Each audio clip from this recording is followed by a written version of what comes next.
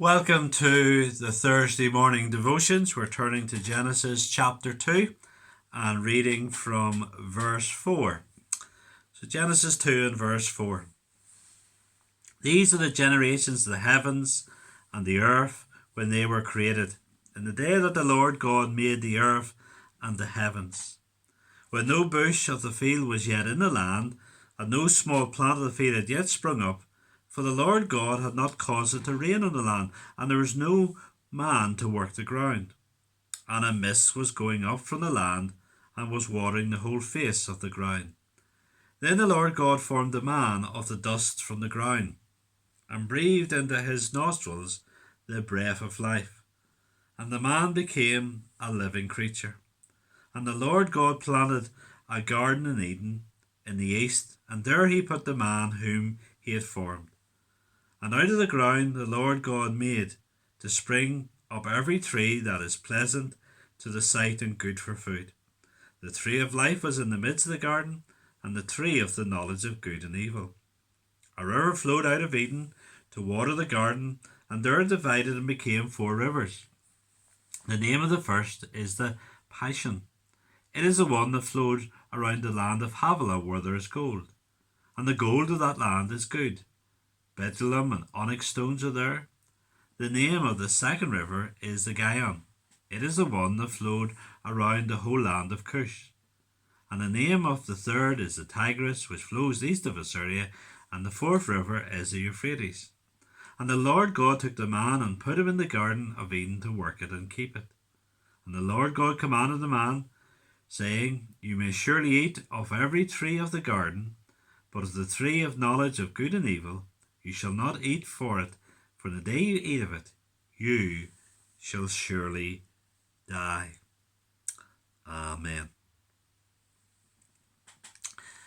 As we look at this chapter, I think one of the things we see here is the perfect harmony that the first man enjoyed. There's 2 things about man that we need to consider when we think of how he is described as in being formed in verse 7. It says, Then the Lord God formed the man of dust from the ground, and breathed into his nostrils the breath of life, and the man became a living creature. And there's 2 things about mankind there. First of all, he was made of the dust of the ground.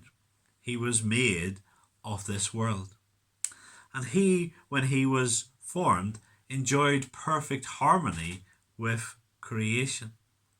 2 things about man and creation. First of all, the world was made for man's benefit. At the end of chapter 1 and verse 29, it speaks of how he could eat of any of the trees, the fruit of any of the trees that were provided for him. And so he could develop, he could grow, he could have all his needs met from this world. Later on in verse 10-11 of chapter 2, it speaks of how there was these natural resources of gold and onyx stones and bdellium in this world.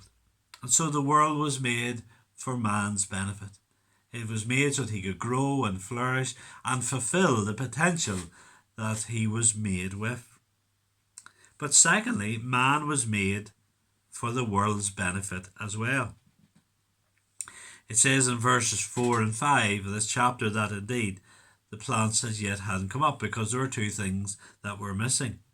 The first was water, and the second was man to look after the ground.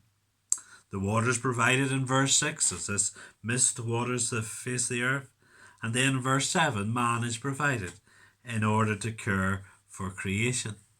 And part of his responsibility over creation is seen in him later on naming the animals, showing that he had authority over this world. It says in verse 15 that he tended the ground, he cared for the ground, he provided for this world.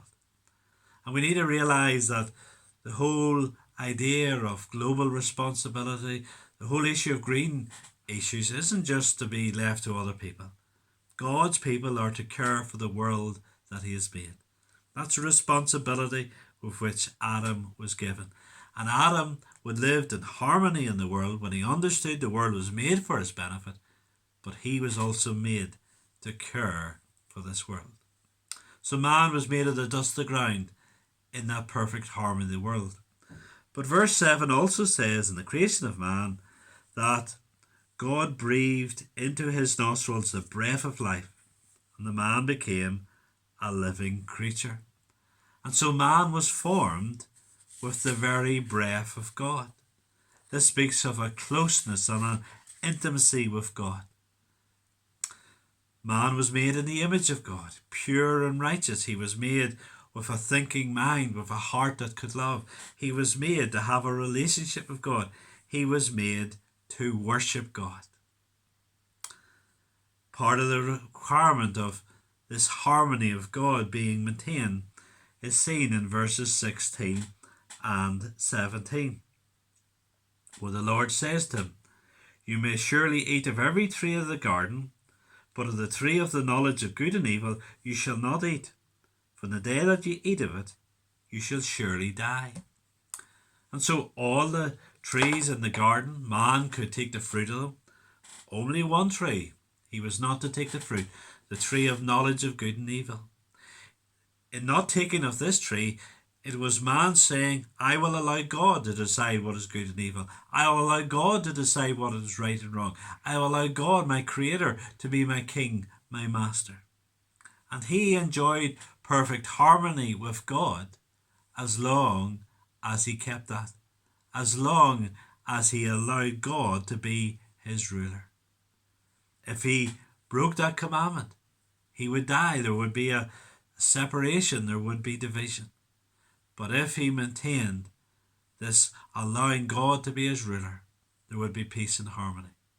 And if you and I are going to have peace and harmony in our lives, then God must continue to be our ruler. He must be our king. He must be the one who decides what is right and what is wrong. Are you willing to allow that? Are you willing to allow God to have his way in your life? That's the only way you'll have true peace and true harmony.